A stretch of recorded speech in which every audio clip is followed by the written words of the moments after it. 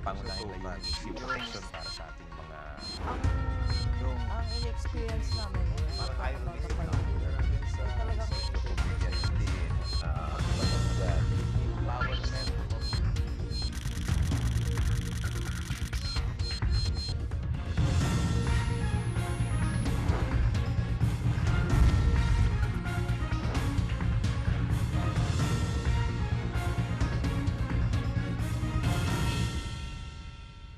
Magandang gabi, ako po inyong lingkod, Brother Eddie Villanueva, at ito po ang programang Diyos at Bayan, ang programang patuloy na naninindigan sa katotohanan, katarungan at katwiran. Sa pagpasok ng administrasyon ni President-elect Rodrigo Duterte, may isa sa katuparan na kaya ang matagal ng diskusyon sa pagbabago ng forma ng pamahalaan, mariin kasing isinusulong ni President Duterte ang federalismo na pangunahin sa mga legislative agenda ng kanyang administrasyon. May sapat nga bang numero sa Kongreso ang maupong bagong Pangulo para maisagawa ito? At kung magtatagumpay nga ang mga tagapagsulong ng federalismo, maging daan na nga ba ito ng tunay na pagbabago kung kalagayan ng pamumuhay ng pamilyang Pilipino ang pag-uusapan? Alamin po natin yan sa episode na ito ng Diyos at Bayan. Pero bago po yan, panoorin muna natin ang ulat na ito. Bago pa man ikampanya ang sarili sa nagdaang halalan ngayong taon, nauna nang ikinampanya ni President-elect Rodrigo Duterte ang federalismo sa kanyang pag-iikot sa iba't ibang bahagi ng bansa noong 2015. At kasabay ng panahon ng kampanya, kumalat sa social media ang isang video na nagpapaliwanag sa federalismo na isinusulong ni Duterte. Naniniwala si Duterte na federalismo ang sagot sa kahirapan sa bansa at maging sa kaguluhan sa Mindanao. Ayon dito, hahatiin umano ang bansa sa iba't ibang mga estado. Isang unitary form of government ang kasalukuyang uri ng forma ng pamahalaan na mayroon ng Pilipinas, kung saan ang lahat ng kapangyarihan at kapamahalaan ay nakatalaga sa isang sentralisadong pamahalaan. Halimbawa nito ay ang usapin ng kita ng bawat lokal na pamahalaan, kung saan napupunta ang lahat ng mga ito sa national government na siya ring nagdedesisyon kung magkano lamang ang pondong ibibigay sa mga lokal na pamahalaan. Pero sa ilalim ng federalismo na ipinanukala ni dating Senate President Nene Pimentel, mas mabibigyan ng kapangyarihan ang mga lokal na pamahalaan sa paghawak ng kanilang sariling mga pondo. Bawat estado ay mapapanatili ang 80% ng kanilang kita at pondo at 20% lamang ang mapupunta sa Federal National Government. Mula sa 80% ng bawat estado, ang 30% nito ay mapupunta sa local state government at 70% naman sa mga probinsya, lungsod, munisipalidad at barangay. Magkakaroon din ang bawat estado ng mga senador at mga kinatawan. Hahatiin ang legislative power sa pagitan ng national federal government at local state government. Sa ganitong sistema, responsable ang national federal government sa usaping militar at proteksyon sa bansa, habang ang local state government naman ay siyang may kontrol sa kanilang estado. At ang bawat lokal na pamahalaan ay may kontrol sa pagpapagawa ng mga infrastruktura, buwis at paggawa ng mga batas. Bawat isa ay may iba't ibang tribo at kultura. Malinaw na bawat rehiyon ay may kanya-kanyang pangangailangan. Sa mga panahon ng kagipitan, ang matuloy na pagtugon ay ilang beses nang hindi nakamtan dahil ang mga pasilidad, teknolohiya at ang pondo ay nakatutok lamang kung saan matatagpuan ang centralized government. Isa ang proposal ng Pimentel sa mga tinitingnan ng administrasyon ni Duterte na modelo ng itatatag na federalismo, pero nilinaw ng kampo ni Duterte na hindi pa ito ipapatupad sa ilalim ng kanyang termino. Sa timeline na kanilang inihanda, pag-upo pa lamang ni Duterte ay magpapatawag na ito ng Constitutional Convention o CONCON sa Kongreso upang amyendahan ang konstitusyon. Susundan yan ng mga konsultasyon at paglalatag ng magiging konstitusyon hanggang makabuo ng bagong konstitusyon sa taong 2017. At kasabay ng midterm elections sa buong bansa sa 2019 ay magkakaroon ng plebisito kung saan boboto ang bawat mamamayan kung pabor ba sila o hindi sa federalismo. Kung sakaling maaprubahan, inaasahang bago na ang sistema ng ating pamahalaan sa taong 2022. Sa kasaysayan ng bansa, ilang beses na ding sinubukan na isulong ang pagbabago ng forma ng pamahalaan ng bansa. Ngunit ni isa sa mga ito ay hindi umusad. Sa ilalim ng Duterte administration, magtatagumpay na kaya ngayon ang pagbabago ng forma ng pamahalaan? Ano nga ba ang naghihintay sa bansa sa ilalim ng federalismo? Patuloy na tumutok dito lamang sa programang naninindigan sa katotohanan, katarungan at katwiran. Diyos at Bayan. Pagbabago. Lahat tayo ay gusto ng pagbabago sa pamilya, sa trabaho at sa gobyerno. Marami na ang nangako ng reforma para sa ating bayan. Pero lagi sana nating tandaan na upang matamo ang pagbabago ay kailangan muna nating ayusin ang ating mga sarili. Dahil ang tunay na pagbabago ay sa atin nagsisimula. Ang mensaheng ito ay mula sa mga programang Diyos at Bayan, Agenda at Shoutout, Sigaw ng Kabataan.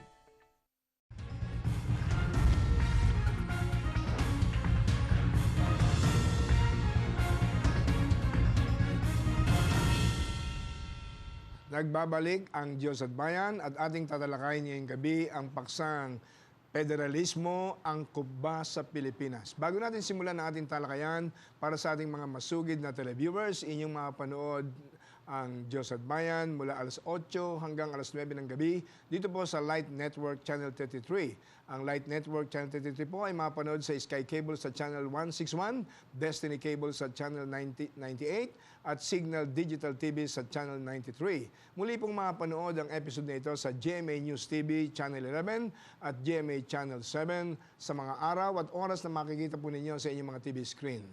Tayo po'y pinalad na makasama natin ang dalawang masasabi po nating higante pagdating sa nation building at crafting the so-called glorious prophetic destiny of our beloved Philippines. At una ko po ipapakilala, of course, hindi na dapat ipakilala sapagkat siya po isang institusyon sa ating bansa, sa ating kasaysayan. Siya po naging senador mula noong 1998 hanggang 2004 at 2004 hanggang 2010 and former Senate President ng ating Senado, the father of the Local Government Code of the Philippines, and I believe he is also the father of federalism in our present generation. Walang iba po kundi si former Senate President Aquilino Nene Pimentel Jr. Magandang gabi po, Senator. Good evening, Brother Eddie. Thank you very much for inviting us.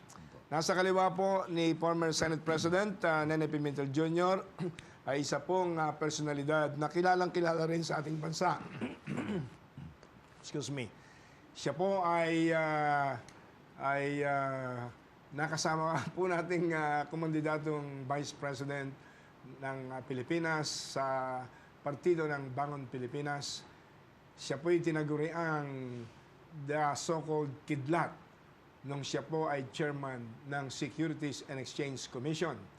Siya po isang litigator, one of the respected trial lawyers ng bansa, professor ng law, lalo na sa Hawaii University sa Philippine Law. At ngayon po siya ang chairman and president ng Central Philippine University. Pero higit sa lahat, siya po ang napili ng bagong President-elect, Rudy Duterte, na okupahin ang the most prominent cabinet position in the government. Ang newly designated Foreign Affairs Secretary, Attorney Perfecto Yasay Jr. Magandang gabi. Magandang gabi, Brother Eddie, at magandang gabi sa lahat ng nanonood sa atin.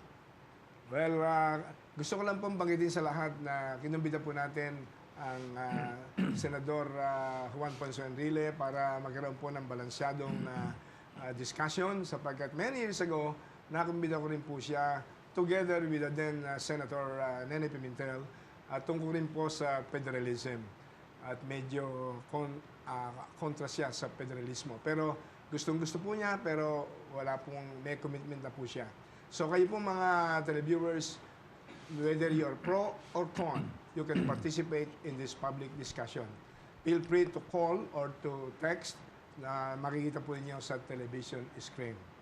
Siguro, unang matanong natin ang ating idolo ng lahat ng mga God-loving and nation-loving Filipinos, former Senate President Nene Pimentel. Senador, una po ay ano-ano po ba? Kasi kayo po ay kinikilalang hindi lamang outstanding lawmaker nung kay Senador, kundi one of the highly esteemed legal luminaries ng ating bansa. Ano-ano po ba ang iba-ibang klase ng gobyerno na nakikita natin sa iba't ibang bansa sa ating mundo sa kasalukuyan? Palagay ko ang unang i-emphasize natin sa ating mga tagapakinig dito sa bansa natin, Brother Eddie, na ang kasalukuyang forma ng gobyerno natin is, kung tawagin baga sa English, very highly centralized. Ang ibig sabihin noon, kapangyarihan nasa kamay nila. Now, of course, malaala po ninyo, Brother Eddie, na sinubukan nating minus-minusan, reduce the concentration of power in the hands of the centralized government in Manila by adopting the local government code.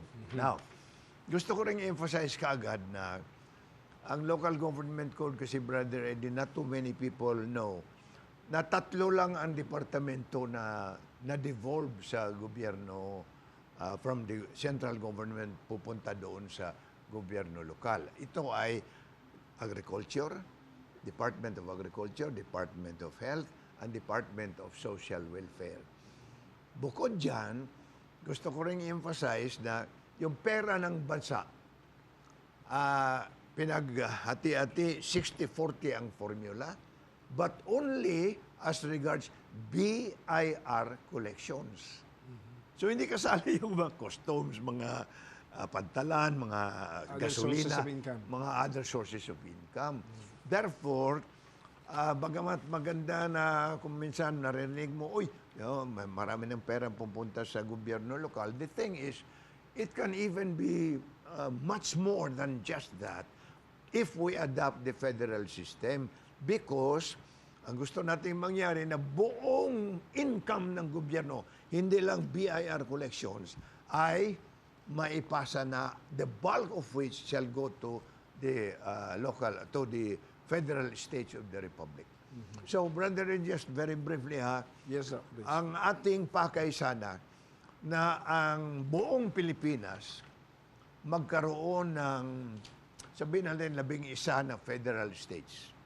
4 sa Luzon, 4 sa Visayas, 3 sa Mindanao. Ano yung 4 sa Luzon? Federal State of Northern Luzon. Ibig sabihin nun, Region 1 ang na yun. And incidentally, gusto kong bigyan din na when we talk of the federal states, I don't have to define the boundaries kasi pag sinabi ko Federal State of Central Luzon, alam na natin kung ano yung mga probinsya nandoon. Pag sinabi mong Federal State of Bicol, alam mo na rin kung saan yun. Pag sinabi mong Federal State of Southern Tagalog, you already know kung saan yun.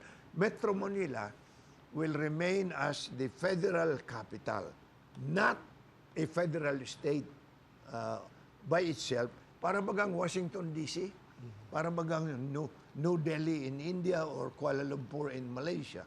Then, sa Visayas, 4 din.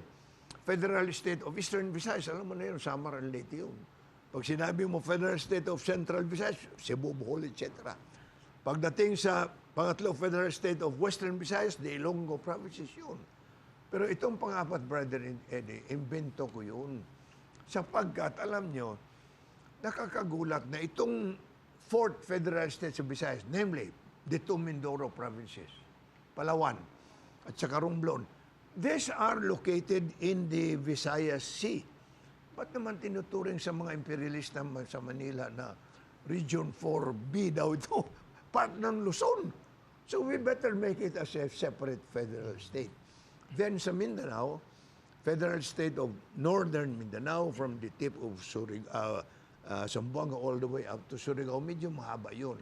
Now, what I'm trying to say is that itong mga sinasabi ko about establishing 11 federal states is not written in stone like the 10 Commandments. Hindi naman. This is just a proposal, hoping na we can start the discussion. Then, Federal State of Southern Mindanao, meaning Davao, Cotabato, etc. And then, ang pangatlo, Federal State of the Bangsamoro. Napaka-importante, Brother Eddie, because ako'y naniniwala that if you adopt this kind of a setup, you will dissipate the causes of fighting in Mindanao between Muslims and Christians. And then we must not forget, Brother Eddie, Sabah. Sabah must be considered. Always isulong na natin yun, na atin itong Sabah.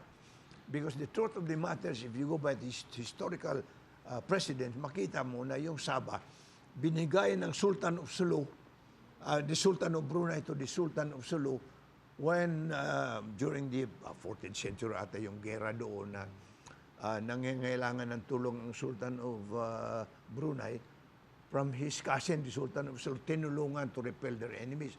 As a prize, binigay ang Sabah doon sa Sultan of Sulu. That is why up to today, Brother Eddie, makita mo that Malaysia is still paying rental to the heirs of the Sultan of Sulu. I mean, why will you pay rentals if you own the property? Meaning to say, pati sila kinikilala nila na atin yun. Senador Nene, alam ho ng karamihan, kundi man lahat, na meron kayong tinatawag na in-depth research sa inyong sinusulong na federalismo. Pwede po bang in layman's language, ay ano ang maitutulong ng federalismo doon sa ma-wipe out ang grinding poverty na number one problema sa ating bansa for many, many years? Yes. Okay. Now, mga kababayan, ang federalismo, tulad ng nabanggit natin, magbibigay ng malaking kapangyarihan doon sa mga federal states in terms of development. For example, Brother Eddie, that's why people are flocking here to Manila because walang trabaho doon eh. Walang mga trabaho, walang infrastructure doon sa mga ibang mga rehiyon, kaya pumupunta sila rito. But kung meron na tayong federal states, the federal states by themselves can invite investors to go to their own areas and offer them privileges that now would depend on the good graces of the Manila government. Yung NEDA will makialam na, itong anong pangalan ito, investment, yun ang ikuha ninyo dyan. Yun ang i-invite ninyo. But if these are federal states na, there will be no need for that. Sila ang mag-determine kung anong pinakamagaling para pagbigay sila ng trabaho doon sa mga tao nila. Well, marami pong salamat. Matong naman po natin ang ating incoming Foreign Affairs Secretary, Jun Yasay. Sa development ngayon na patungo, mukhang isusulong talaga seriously ng ating incoming President Rudy Duterte ang federalism. Ang Department of Foreign Affairs, ano ba ang major trust nito, whether under the present presidential system or granting na mangyari yung federal system of government? Ano ang masasabi ng brilliant Foreign Affairs Secretary ng bansa? Alam mo, ang centerpiece na tinatawag natin sa kampanya ng ating magiging Pangulo ng Pilipinas, President-elect Rudy Duterte, ay yung changing our governmental system sa tinatawag nating centralized presidential to a federalistic setup. Dahil dito sa kanyang pangangampanya, even before he decided to run for president, ay talagang nagkakaroon ng hope, ng pag-asa ang ating taong bayan sa tinatawag nating pagbabago that will be precipitated by structural changes of that system. At napakahalaga po yan. Ang whole idea is that you really empower our local government units under the present setup into a federal setup where sa aking pananaw, magkakaroon ng oportunidad ang the various states created with a competitive environment. And it will show which state are best governed by their own state officials and local governments. And this, to my mind, is good. We will not be looking so much on this, the federal government, but each state will make sure that they pursue their state goals in terms of the improvement of the quality of the life of their people on a state basis. And they will be determining their own way of achieving their economic goals, and equality of opportunity objectives. Now, sa aking pagpapasok na magiging Foreign Affairs Secretary, I mean, this is a policy, of course, that the President and Congress and the entire people will have to decide on. May proseso tayo dyan. Sa aking I would like to make a reservation because we also would like to maintain very good relationship with our neighbors, especially here in the ASEAN region. Importante. I would like to go slow on immediately and arbitrarily and unilaterally saying that Sabah will be part of the federal setup. Let us first try to resolve that issue in a peaceful manner with Malaysia, who is our closest neighbor and with whom we had been working closely with in cooperative efforts for economic prosperity and security in the region. So sa aking pananaw, if we are able to resolve that dispute, it will not be difficult for us if the decision will be that Sabah belongs to the Philippines to integrate Sabah as another federal state of the Union. But I would just like to be circumspect and more cautious in proceeding on this plan to strengthen the Philippines, making it more progressive without antagonizing or causing any unnecessary conflicts with our neighbor. Secretary Yasay, kung ang ating sistema ngayon ay presidential unitary, no? Or maging federal, ano ang major thrust ng Department of Foreign Affairs vis-a-vis the so-called international community of nations under your watch? Well, hindi natin mapipredict yan until and unless makikita natin yung pagbabago ng ating konstitusyon. Sa ngayon, ang nagde-define ng ating foreign policy, for instance, and foreign relation is yung ating saligang batas na sinasabi, we must maintain and pursue an independent foreign policy with the view of promoting the paramount national interests. Yung ating Pangulo ng Pilipinas ang siyang nagdidirect at nagpaplano ng ating foreign relations and the priorities in that regard within the ambit of this constitutional mandate. Sa ngayon, pagdating ng federal setup, we will be able to define and properly direct our foreign policy on the basis of the changes in the Constitution in that regard. But I think it will be very premature to even anticipate what will be the kind of foreign policy that will be defined or circumscribed within that constitutional mandate kung babaguhin natin ang konstitusyon para tayo ay magiging federalismo. Sa pagbabalik natin, mataas bigyan ng ilang sandali ang ilang mga announcement, ay merong isang tanong walang makalimutan ko na sa paliwanag yung dalawa ni Senator Nene, Secretary June, federal system will fuel healthy competition among the so-called federal states. Hindi kaya ito maging susi para ma-fuel naman ang tinatawag na disunity, division ng Filipino people at maging more regionalistic ang tendency ng mga Pilipino. Instead na magkaroon ng national identity, which is a mark of greatness of any nation. Bago natin sagutin ito, ay bigyan muna sa dahil pagkakataon ng ilang mahalagang paalala. Huwag po kayong alis, magbabalik agad ang No Holds Barred program ng Diyos at Bayan.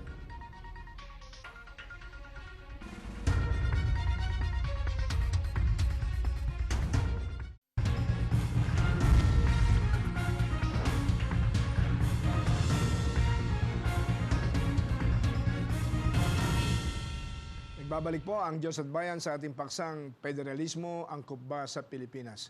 Meron po tayong hanging question kanina. By the way ho, ito pala ay, ito pong programang ito ay nakikita rin sa Facebook for the first time ayon sa ating program director. Yung hanging question po natin kanina, Senator Nene at Secretary June, na sa federalismo ay talagang magkakaroon ng healthy competition for progress ang bawat federal states, ano? Pero ang pangamba ng iba, baka naman ito ay maging daan naman para maging lalong elusive o mailap yung tinatawag na national unity o magkaroon ng national identity ang ating bansa. Ma-fuel nito po yung regionalistic attitude ng bawat grupo ng Pilipino sa Luzon, Visayas, Mindanao. Ano pa masasabi niyo, Senator Nene? Brother Eddie, sa tingin ko, as a matter of fact, because of that, it will promote a healthy competition for development. Now, kung ang kinatatakutan natin, baka magkahiwalay-hiwalay tayo because of that. Malaysia is a good example. Naghiwalay ba sila? Only Singapore, departed from that proposed Federation of Malaysia after they became independent in 1948 because 46 tayo naging independent, 2 years later sila naman. But, ang ibig ko sabihin, it will inspire the people as a matter of fact na, ayusin natin itong pagpatakbo ng ating federal state because now, alam nila kung sino yung mga taong mamumuno doon more directly than ever before. And the kind of, pangalan nito, income that they can rely on for purposes of development. Now, brother, and let me add immediately, as a matter of fact, yung aking konsepto, I mean, it's just a proposal again. And incidentally, I have not cleared this with President Digong kasi hindi pa kami nag-usap sa mga nitty-gritty nitong mga proposal na ito. Pero, for example, Brother Eddie, kung ikaw ay gagawa ng 10 kilometro na daan sementado dito sa Central Luzon, ang cost noon, mas menos, if you compare it to the cost of building that same stretch of road, 10 kilometers as a cemented road, kung doon may construction sa Cordilleras. Bakit? Bako-bako yung teritoryo doon. Therefore, you spend more money. But the Cordilleras cannot probably afford that. Then, we have to install, as part of our revision of the Constitution, parang yung tinatawag kong loan commission. Loan commission, parang World Bank dito sa Pilipinas para lang makatakbo itong mga medyo pobre na mga federal states. Kailangan namin ng tulong dito. So, doon sila kukuha. Saan kukunin ang pondo? Contribution din by the entire nation. So, I am not at all, apprehensive na magkawatak-watak tayo because of federalism. On the contrary, it will promote healthy competition. Naalala ko kasi nung many years ago dito sa programang ito, being the longest public affairs television program, naalala ko na kayong dalawa ni Senator Juan Ponce Enrile naging guest po natin, napag-usapan po natin yan. Ang isang objection ni Senator Enrile, yung kawawa raw yung ibang mga probinsya o mga regions na salat at mahirap sa natural resources. Pero yun ho, isa sa mga napansing objections ng ibang mga hindi gaanong katanggap-tanggap ang federalism. Parang hindi magkakaroon ng justice and equitable percentage of growth. That's right. Ang nationwide territory ng buong bansa. Ano po ang inyong... Tama yun, Brother Eddie, na pangamba. Kung if you do not provide in the same revision of the Constitution, sapagkat hindi naman po pwede na gawin mo lang ito by executive order na ma-introduce mo yung federalism. Kailangan you have to revise the Constitution. And in the revision of the Constitution, lagyan mo na ng mga provision kung saan ang remedy sa mga problema ng mga mahirap na federal states. In addition to the fact na isa sa pangamba talaga that you will be enhancing political dynasties. That is true only if you fail to provide in the Constitution itself. Hindi tulad ngayon na ang prohibition against political dynasties sa Constitution as may be provided by law. Ay sino ang magpanday ng batas kung yung mga mga political dynasties are the ones holding power, for example, in the Senate or in the House. But if you have to amend the Constitution, ilagay mo na roon na ang political dynasties pinagbabawal mula sa husband hanggang anak, hanggang mistress o whatever yung mga tipong ganon, para maliwanag na hindi po pahintulutan na magkaroon ng political dynasty to frustrate precisely the purpose of giving more powers to the federal states for their own development. Actually po, Senator Nene, nasagot yun na itong ilang mga katanungan ditong dumating mula kay Lailani Gutierrez ng San Juan City. Parang di bagay sa Pilipinas ang federalism kasi mas lalala ang political dynasty sa Pilipinas. Mula naman kay Joy de Pasina ng Taguig City, ako po ay simpleng mamamayan ng ating bansa. Kung may sulong ang federal government sa ating bansa o gobyerno, ano pong maasahan ko sa ating gobyerno na hindi na magkakaroon ng corruption sa bawat departamento ng ating gobyerno? Mula naman kay Aileen Sulit ng Mandaluyong, to Senator Nene Pimentel, sa inyo po bang palagay, malaki po bang magagawa ng federalismo laban sa korupsyon? Maaari niyo po bang ipaliwanag? Marami pong salamat. More power sa Diyos at Bayan. Bago po natin sagutin yung tungkol sa tinatawag na more chances to minimize corruption in the so-called federal system. Gusto ko lang tanungin ang ating Foreign Affairs Secretary Jun Yasay. Alam ko hindi ka lang pang-international law, no? Naging professor ka rin ng political science and so forth and so on.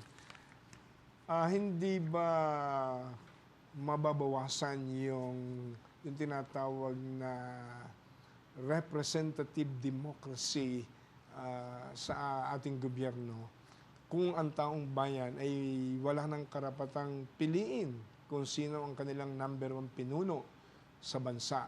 Yung wala silang direct right to choose or elect the number one leader of the nation under federal system.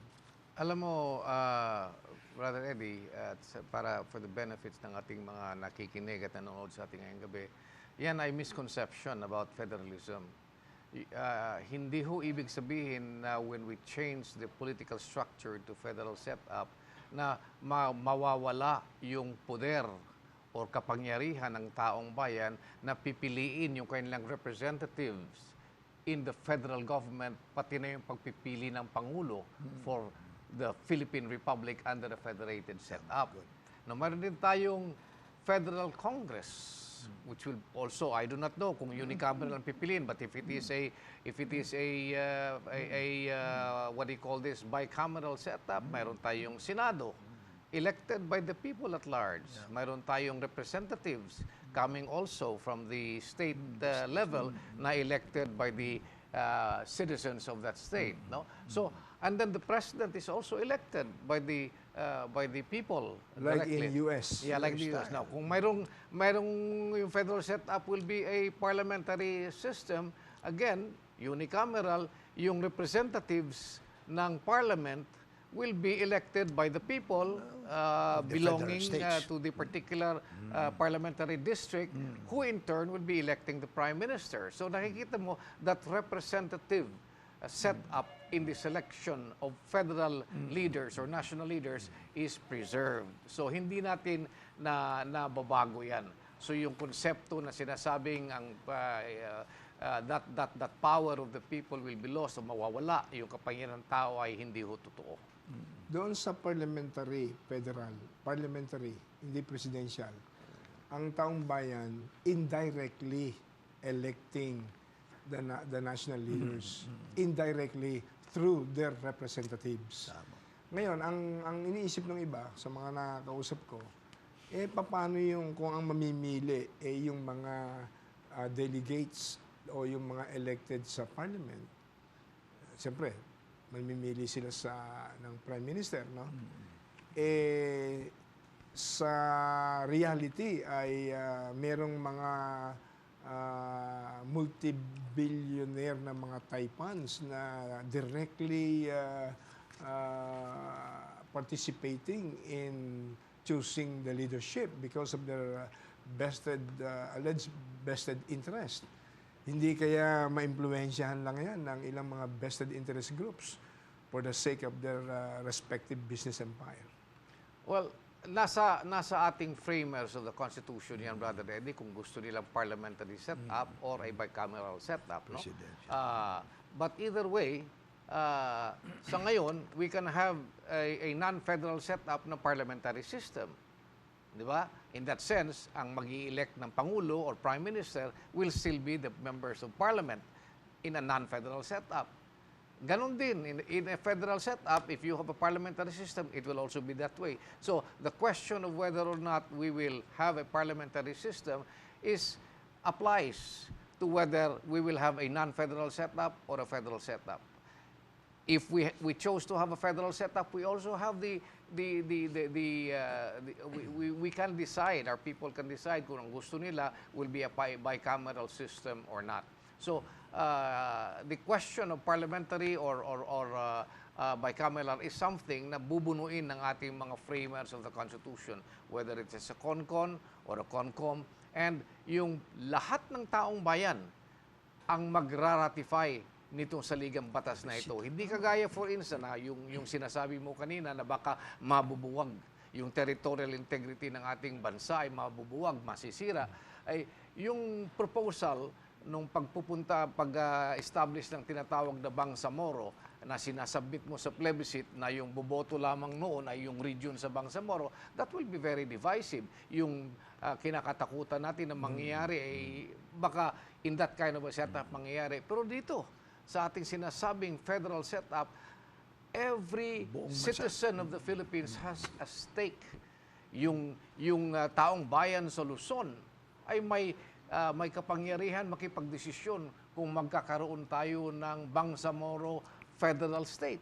So, the entire nation decides on that as if we are one people under one common objective. So, yung idea about splintering the nation will not likely happen under a federal setup. Kagaya na ngayon, nakikita mo, nawawala na rin yung regionalism because of the breakthroughs in communications, the internet, social media, and so on, even transportation. These are all the advances now in a modern world that precisely eliminate the chance of a strong regionalistic feeling. Well noted. Merong isang area o isang punto, kanina nabanggit ko na yung pinakamahalaga sa tinatawag nating masang Pilipino. Kung ma-alleviate ang matinding kahirapan sa buhay ng masang Pilipino, no? Kasi yung sikmura ang number one, no?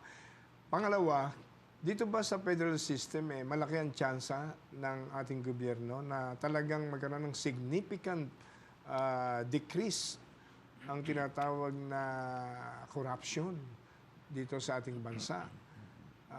Bago niyo po ito sagutin, bigyan mo na sandali pagkakataon ng ilang mahalagang paalala. Magbabalik po agad ang Diyos at Bayan.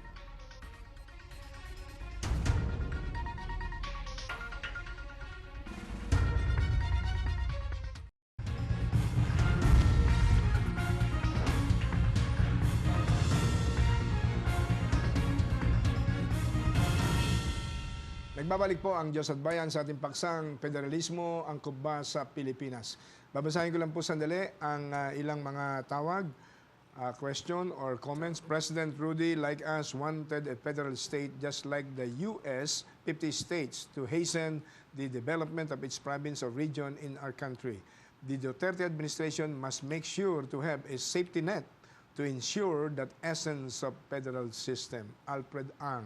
Mula naman ho kay Dorotea de la Cruz Alparo, big yes, di lang iilan ang makikinabang kundi lahat. Magnakaw man, matutukoy kung sino ang magnanakaw, di na magtuturoan. Ayos yan. Mula kay Mandirigmang Cuba, nakalagay dito, federalism is good for those regions that are well-developed and has income-generating industry. In federalism, no more allocated budget that will come from the federal government. In fact, 20% ng kinikita ng federal state, ibibigay niya sa federal government. Ewan ko kung ito ho, pag-uusapan pa ito siguro. Anyway ho, Yun hong question kanginang hanging question. Mamiminimize ba ang evils of corruption na siyang isa sa major roots ng kahirapan ng buhay ng sambayanang Pilipino? Brother Eddie, komentaryon ko muna yung sinabi ni Secretary Jun na pagkaganda na ang simbolo ng unity ng bayan mananatili by the elections of the President and the Vice President throughout the nation. Hindi naman na under a federal system which is presidential in form na only Parliament will elect the leaders of the nation. So, under my proposal, let us retain the presidential form of government under a federal setup so that the symbol of the nation can be elected nationally.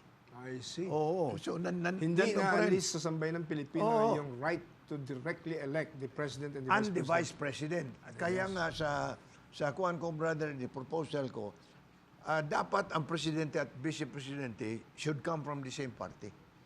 Because the moment na mapili sila, they don't start quarreling. Mag-away na. Now, going to corruption, Brother Eddie, under the present setup, tingnan mo yan under the highly centralized government that we have.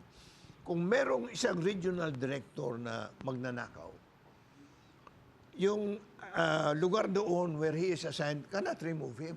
They will have to ask Manila, Manila, tanggalin niyo man itong magnanakaw na regional director na ito. But, kung federal setup yun, they can kick him out already. You see? And therefore, on the matter of corruption, even if it is true that federalism will not solve all the problems of the nation, but in the matter of corruption, the fight can be brought closer to the people. And therefore, yung audit, Commission on Audit, yung kapangyarihan ng audit to really dig into the use of money must be preserved. But, Brother Eddie, let me just emphasize this. The success of any nation for good governance does not depend on the governors alone. The governed must speak out kung makita nilang mali yung ginagawa. Otherwise, patuloy ang ligaya. Wow, that is a very, I would say, brilliant statement from a real statesman. Secretary Jun, bilang the incoming Secretary ng Foreign Affairs, and lahat ng students ng government or political science, ang Department of Foreign Affairs ang most prominent, especially before the eyes of the world. And being the alter ego, one of the alter egos, of course, of President Rudy Duterte, ano ang maasahan ng sambayanang Pilipino for the first 100 days ni incoming President Rudy Duterte? Well, in terms of foreign relations or in terms of in general? Kararating mo lang from Davao kahapon nagkaroon kayo ng first meeting. Kaya anong pa pwede mo i-share? May pangako yung ating Pangulo na he will eliminate criminality within a particular period of time. Yan, sinabi niya yan.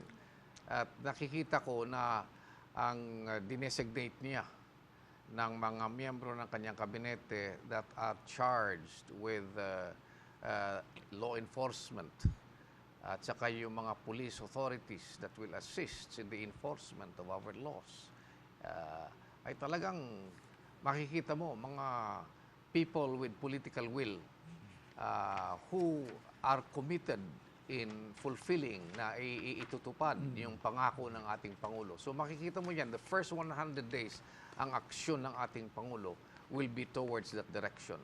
Para naman ay matupad niya yung kanyang mga sinasabi sa taong bayan. Pati na yung eliminating corruption. Yes. Yan. Alam mo, natandaan ko, Brother Eddie, na sinasabi natin, and we were confident when we said it, na tayo nangangampanya noon sa Bangon Pilipinas na tumakbo ka ng bilang Pangulo at ako ay pangalawang Pangulo mo, na sinasabi natin na walang korupsyon, no, sa ating pamamahala ng gobyerno.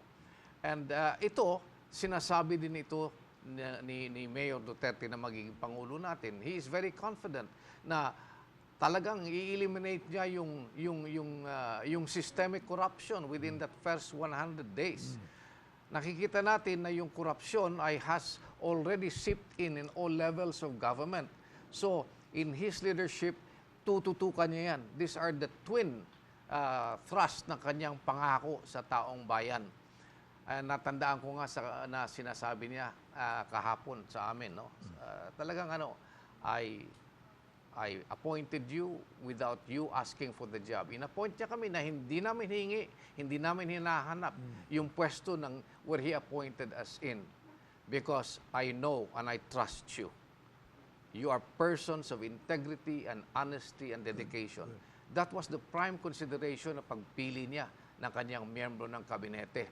At sinasabi niya, gusto kong makikita sa inyo na pagtutupad ninyo ng inyong tungkulin, hindi nyo gagamitin pang-abuso yung pera ng taong bayan.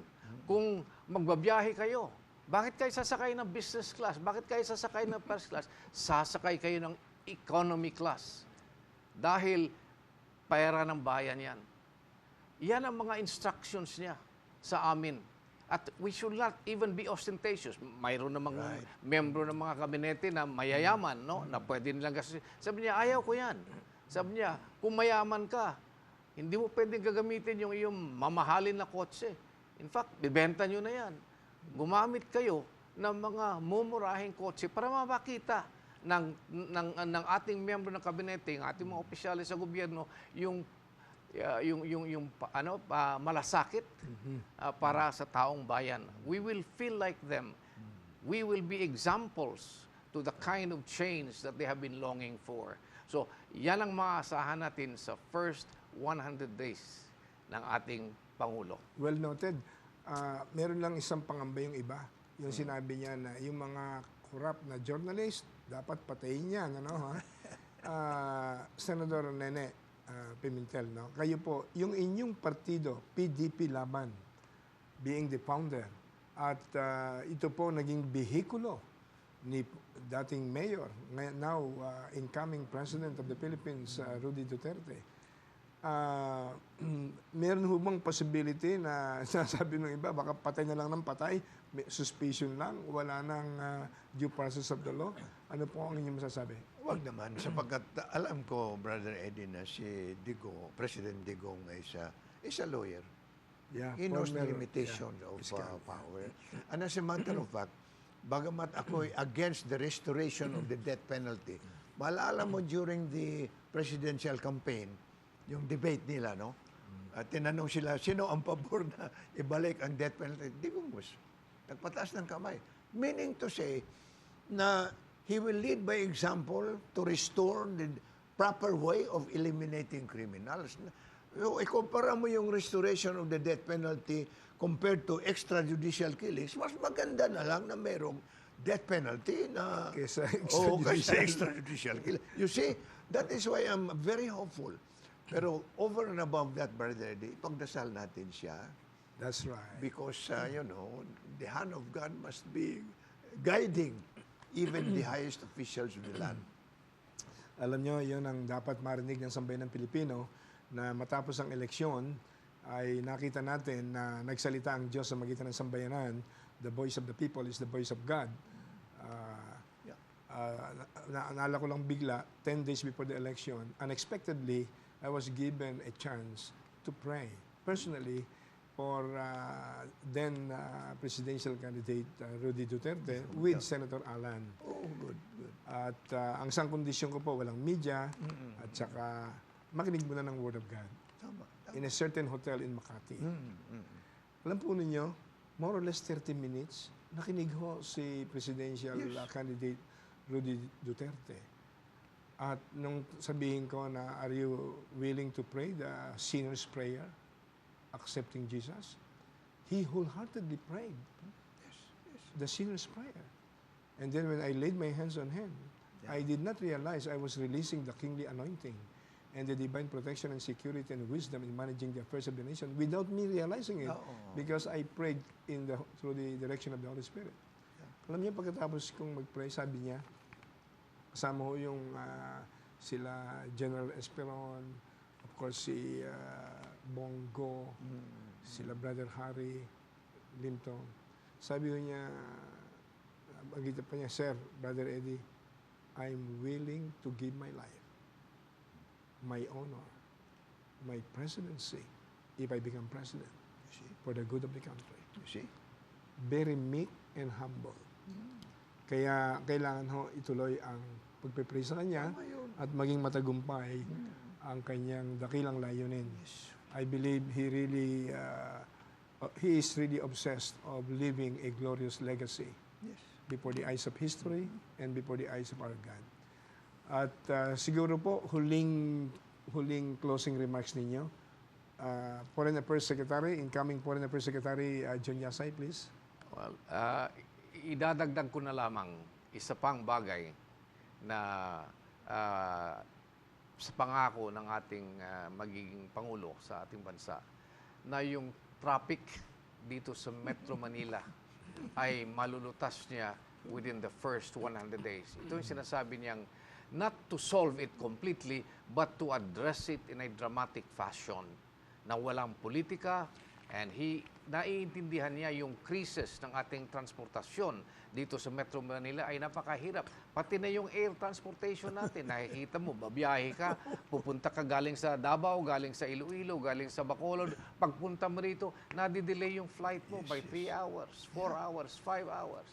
Yan ay nakikita ko na the President will address it. Kaya maraming salamat sa pagsuporta ng taong bayan sa ating Pangulo.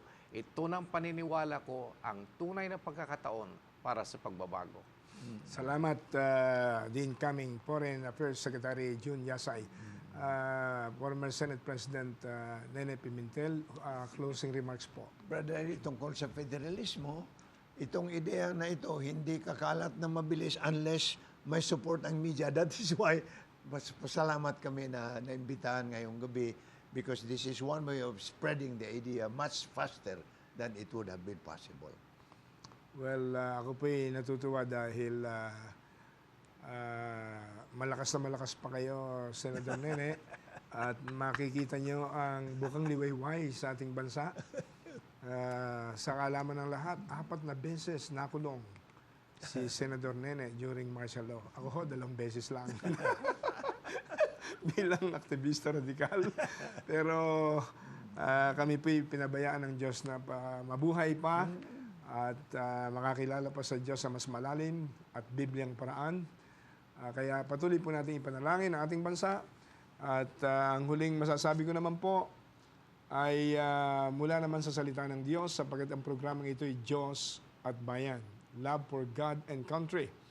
Doon po sa Psalm 33 verse 12, sa kaalaman ng lahat, ito po'y nalagay sa peso denomination on the first year ng Pinoy administration through the central bank's initiative, especially the chairman ng pagbabago ng currency, the Deputy Governor, the Diwa Gunigundo.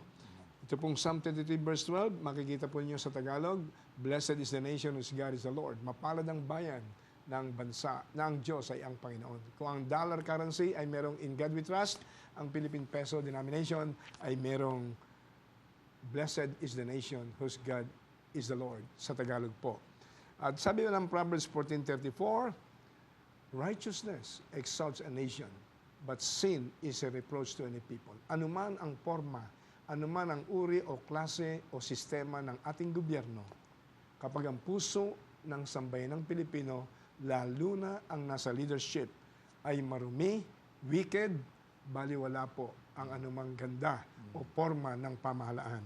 Kaya mahalaga yung Proverbs 14:34, ang sabi ng Diyos, righteousness exalts a nation, but sin is a reproach or a disgrace to any people. And last but not the least, yung nakalagay po sa Deuteronomy 28, bulay-bulayin po ito ng sambayanang Pilipino.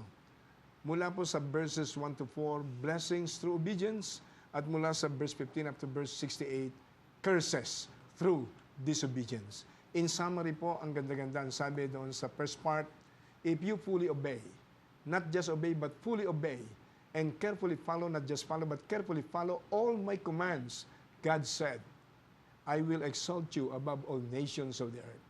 I will command the coming of the blessings to you, Blessings will overtake you, not disasters, not calamities, but blessings will overtake you. You will no longer borrow, but you will lend. You will no longer be the tail, but you will be the head. Your enemy will come to you one way, but they will run away from you 7 ways in great fear, if you fully obey and carefully follow the commands of the Lord. Maraming salamat po sa lahat ng sumubaybay sa programang ito ng Diyos at Bayan. Hanggang sa muli, ito po si Brother Eddie Villanueva, nagsasabing God bless you all and God bless the Philippines.